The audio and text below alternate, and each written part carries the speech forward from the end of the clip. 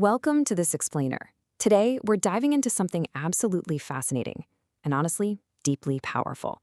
We're going to explore how writers use their imagination not to invent falsehoods or write fiction, but to rescue the actual truth from historical erasure and oppressive systems. It's a genre-defying approach called speculative nonfiction, and it is literally reshaping how we understand history, memory, and reality itself. So let's start with a really tough question. How in the world do you tell an impossible story? Just think about it. What happens when the only record of your life was destroyed? Or even worse, what if the only official documentation of your existence was written by the exact same system that oppressed you? How do you tell the story of the silenced when the historical data simply isn't there? Well, this is the exact problem that speculative nonfiction seeks to solve. The brilliant author Carmen Maria Machado hits the nail on the head here. She points out that when official records completely fail to capture the reality of marginalized voices, writers basically have to step in and resurrect the truth. They aren't just recounting the past, right? They are actively pulling discarded or erased lives out of the shadows. Writing becomes this vital, beating heart act of bringing the forgotten back to life. Now, to really get why this resurrection is so crucial, we have to entirely rethink the archive. We usually think of archives, libraries, government records, legal documents, as these totally neutral, safe houses of objective truth. But actually, for marginalized individuals, the archive is frequently a site of violence. It's a place where their humanity was either completely ignored or just reduced to cold, brutal data. Just imagine trying to find the records of enslaved folks. You're usually only going to find them in the property ledgers and ship manifests of their captors. As scholar Jennifer Morgan notes, when the state's ledgers erase your humanity, the archive doesn't give us the answers. Instead, it just houses these screaming questions and absences that deeply unsettle us. It is a starting point. It's definitely not the whole truth. There's actually a pretty stark contrast here between traditional and speculative nonfiction. Traditional nonfiction is all about cold, literal documentation. It relies heavily on hard documentary evidence. But what happens when that evidence is biased or just gone? That's where speculative nonfiction kicks in. It relies on intuition, educated inference, and a much deeper emotional truth to discover what official histories have purposefully hidden away. And all this historical erasure, it doesn't just vanish into thin air. It leaves behind what scholars call ghostly matters and hauntings. When people and their stories are obliterated from the record, they don't just disappear. They linger. They actively haunt the present. Sociologist Avery calls these lingering symptoms ghostly matters. Now, we aren't talking about spooky spirits in a haunted house here. We're talking about the lingering traumas and missing records that actively shape our current material reality. It is literally the screaming presence of that which appears not to be present. The ghost is a powerful, undeniable symptom of what the official record has tried to repress. Which brings us to a really powerful concept, the haunted memoir. Take Carmen Maria Machado's book In the Dream House, which explores the widely undocumented reality of queer domestic abuse. She uses the structural metaphor of a haunting because formal documentation entirely failed her.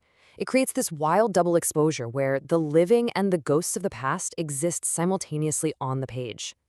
Think of it kind of like the delicate overlapping petals of a flower. The living reality and the ghosts of the past merge into a stunning double exposure. And this overlapping doesn't ruin the truth of the narrative. Actually, it honors the author's true lived experience. It captures the surreal, fragmented reality of trauma that a simple chronological list of facts could never, ever achieve. Okay, so you might be wondering, how do writers actually summon these ghosts without crossing the line into just making things up? How do they keep the reader's trust while writing about things that aren't officially documented anywhere? Well, they use a highly specific method of intervention. Enter a method called critical fabulation, coined by scholar Saidiya Hartman. This framework requires the writer to creatively blend meticulous historical research with narrative imagination. It's absolutely not just making things up. It's looking at the hard boundaries of the archive, seeing those violent absences, and actively writing right into those gaps, using the realm of what might have been. To keep things completely transparent with the reader, writers use what we call speculative signifiers. We're talking about phrases like perhaps, what if, I wonder, or maybe. These little terms act as vital signposts. They clearly signal to you, the reader, exactly when the author is stepping out of documented, hard fact and walking into the realm of possibility and educated inference. But, and this is a big but, This imagination has strict limits. As Sadia Hartman points out, narrative restraint is absolutely vital here. The goal isn't to just write a fictional happy ending or put words into the mouths of the dead. Sometimes the writer literally must refuse to provide closure, intentionally leaving the gap open to beautifully honor the very impossibility of the story they're trying to tell. All right, stepping away from narrative prose for a second, let's talk about poetry and political erasure. Writers will physically manipulate historical documents to fight back against oppressive colonial narratives. It's a practice known as poetic erasure, and it confronts the archive in a highly visual, totally confrontational way. The methodology here is honestly wild. By isolating a source text, crossing out the official language, and caring for what is left behind, writers do something truly remarkable. They take the very tools of state censorship and turn them entirely upside down. They grab an oppressive document, cross out the majority of the words, and reveal the silenced, hidden voices trapped underneath. It is brilliant. It is a massive act of resistance. Take the poet M. Norbisi Philip, who wrote Zong by erasing the legal report of a horrific massacre on a slave ship. As she notes, sometimes you have to mutilate the oppressor's language. Why? Because the official legal record itself is built on and actively hides horrific violence. You have to break the document to find the truth.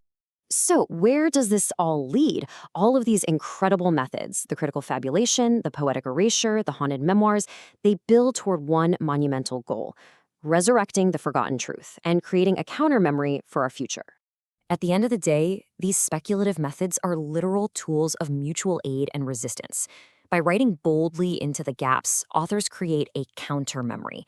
They ensure that marginalized realities are actually documented rather than just left as invisible ghosts. It turns the act of writing into an ongoing quest for freedom, imagining a world free from the oppressive systems that created those archival silences in the first place.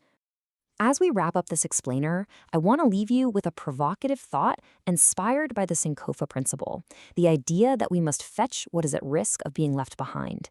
As we inevitably march toward the future, relying on the records we are creating today, who are you responsible for going back and bringing with you? Think about who is missing from the stories we tell and how we might finally give them a voice.